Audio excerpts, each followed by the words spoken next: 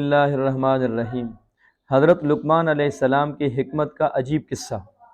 قرآن پاک میں اللہ تعالیٰ فرماتا ہے وَلَقَدْ آتَيْنَا لُقْمَانَ الْحِكْمَةَ أَنِ اشْكُرْ لِلَّهِ، ترجمہ، اور ہم نے یقیناً لقمان کو حکمت دی تھی کہ تو اللہ کا شکر کر۔ حضرت لقمان اللہ کے نیک بندے تھے جنہیں اللہ تعالیٰ نے حکمت یعنی عقل و فہم اور دینی بصیرت میں ممتاز مقام عطا فرمایا تھا۔ ان سے کسی نے پوچھا تمہیں یہ فہم و شعور کس طرح حاصل ہوا؟ انہوں نے فرمایا راست بازی، امانت داری اختیار کرنے اور بے فائدہ باتوں سے اجتناب کی وجہ سے۔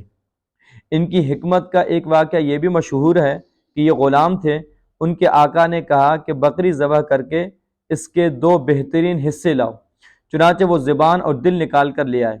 ایک مدت کے بعد پھر آقا نے ان سے کہا کہ بکری ذبح کر کے اس کے سب سے بدترین حصے لے آؤ۔ وہ پھر وہی زبان اور دل لے کر آئے۔ پوچھنے پر انہوں نے بتلایا کہ زبان اور دل اگر صحیح ہوں تو یہ سب سے بہترین ہیں، اگر یہ بگڑ جائیں تو ان سے بدتر کوئی چیز نہیں۔ حضرت لقمان کا ایک قول یہ بھی مروی ہے کہ خدا تعالیٰ کو جب کوئی چیز سونپ دی جاتی ہے تو اللہ تعالیٰ اس کی حفاظت کرتا ہے۔ آپ نے اپنے بیٹے سے یہ بھی فرمایا تھا کہ حکمت سے مسکین لوگ بادشاہ بن جاتے ہیں۔ آپ کا فرمان ہے جب کسی مجلس میں پہنچو پہلے اسلامی طریقے کے مطابق سلام کرو، پھر مجلس کے ایک طرف بیٹھ جاؤ، دوسرے نہ بولیں تو تم بھی خاموش رہو۔ اگر وہ لوگ اللہ کا ذکر کریں تو تم ان میں سب سے زیادہ حصہ لینے کی کوشش کرو، اور اگر گپ شپ شروع کر دیں تو تم اس مجلس کو چھوڑ دو۔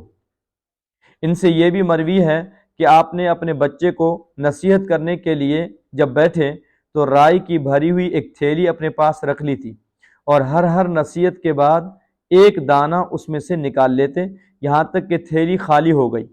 تو آپ نے فرمایا بچے، اگر اتنی نصیحت کسی پہاڑ کو کرتا تو وہ بھی ٹکڑے ٹکڑے ہو جاتا۔ چنانچہ آپ کے صاحبزادے کا بھی یہی حال ہوا۔